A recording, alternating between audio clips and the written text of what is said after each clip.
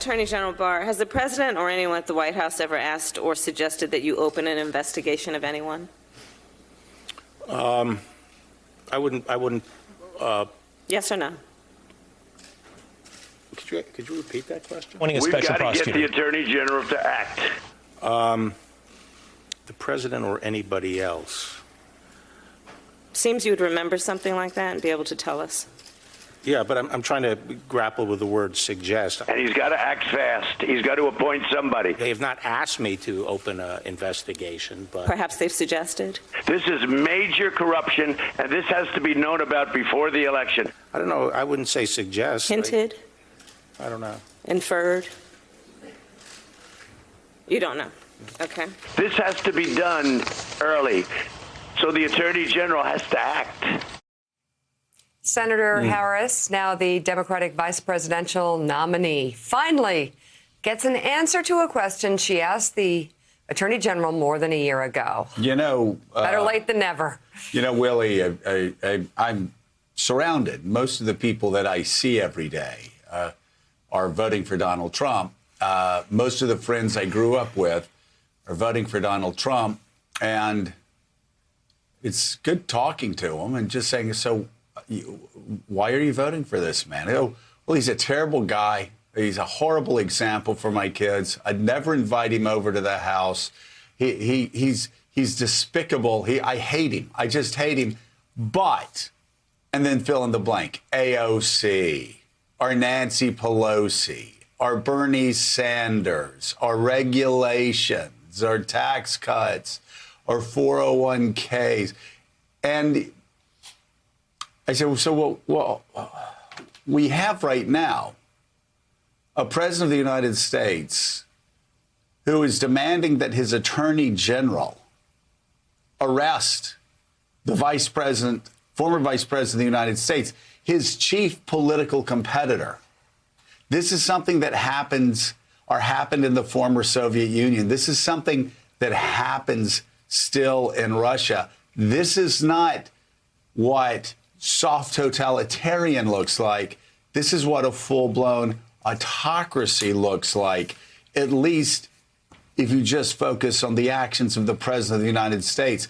And you're telling me you're more concerned about Nancy Pelosi as outside of the White House than you are an autocrat inside of the White House? It's really, there's the justifications from, again, my friends, are extraordinary. But this is just one of 100 examples that we could cite that shows just this massive disconnect between what are actions that the president's taking that are un-American and the justification for voting for this man who is trying to arrest his political rivals on the eve of what he believes to be an election defeat.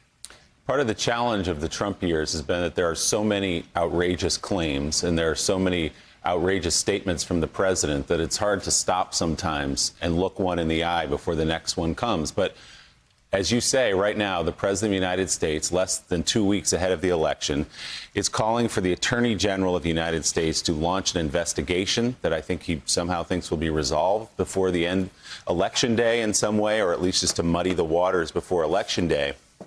And he goes farther than that at his rallies, calling for Joe Biden to be locked up. You get the sense if he could, he would direct Attorney General Barr to just throw Joe Biden into prison and be on with it.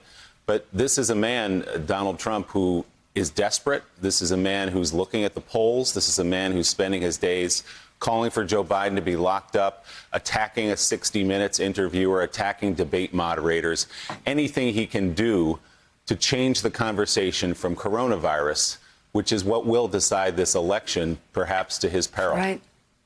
Yeah, but I'm just wondering, Mika, really, so if somebody says, well, you know, Donald Trump will probably be better for my 401k than Joe Biden, even though Moody's and others on Wall Street suggest that's really not the case, because we'll have stability in the White House. We'll have stability in the markets. We'll have stability in trade negotiations. We'll have stability across the globe. But even if they make that argument, so the 401k maybe went down 20% this year. Are they saying that electing a president who's trying to arrest his political opponent in America 2 weeks before an election, are they saying that maybe they'd lose 25% of their 401k under Biden, but 20% under Trump? And that 5% is worth throwing away American democracy on a guy who claims to have unlimited powers because of Article 2, a guy that questions the federal judiciary's independence, and a guy who is trying the best he can to have his political opponent arrested 2 weeks before a free election. And let me remind you all, my friends and loved ones, in the United States of America, not in Belarus, not in Hungary,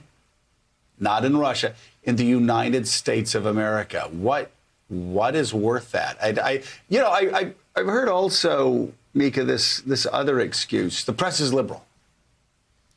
So, okay, so you're voting for a guy who's trying to arrest his political opponent because you don't like what Don Lemon says on CNN? You want to appoint a man who says he has unlimited powers and can do whatever he wants to do, and calls for the arrests of journalists who question him, like Jeff Mason, and also, well, like me, repeatedly. You're going to vote for him because Lawrence O'Donnell makes you mad? Because you don't like the New York Times? It really, there is no logic to it. This is you desperately trying to justify something that you know can't really rationally be justified. I haven't even gotten to the racism, to the Muslim registry, to the president calling Hispanics breeders.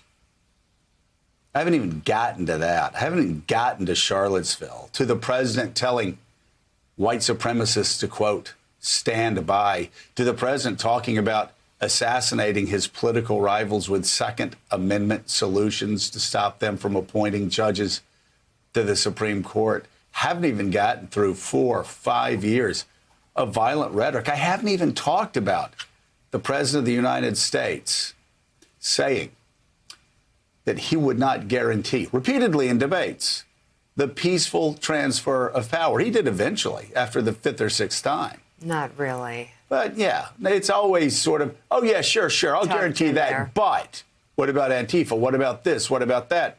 And so I haven't even talked about all of those things. And you add it up. This is a man, and you know this, would be an autocrat if he could. Well, would be a dictator if he could. You know that. You said that to me. Many of you have said you know that if he loses, he can't leave America because our government would be afraid that he would sell state secrets, our most classified secrets, to other countries.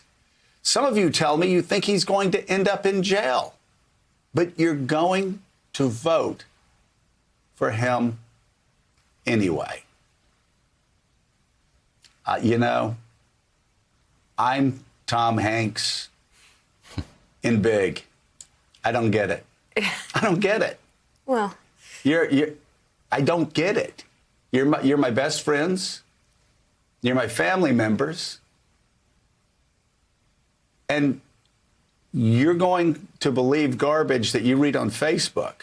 they don't even care that You he still accused you of murder 11 tried times. to get you investigated. You still are telling me, even though I've told you repeatedly it's a lie and sent you evidence, you're still saying you may not take a vaccine next year because Anthony Fauci has a financial stake in it. That's just a lie. And I love you, but you have to be really, really stupid or willfully ignorant if you still believe that lie, because it's not the truth. You just send Facebook posts to each other that exacerbate these lies. Thanks for checking out MSNBC on YouTube, and make sure you subscribe to stay up to date on the day's biggest stories. And you can click on any of the videos around us to watch more from Morning Joe and MSNBC. Thanks so much for watching.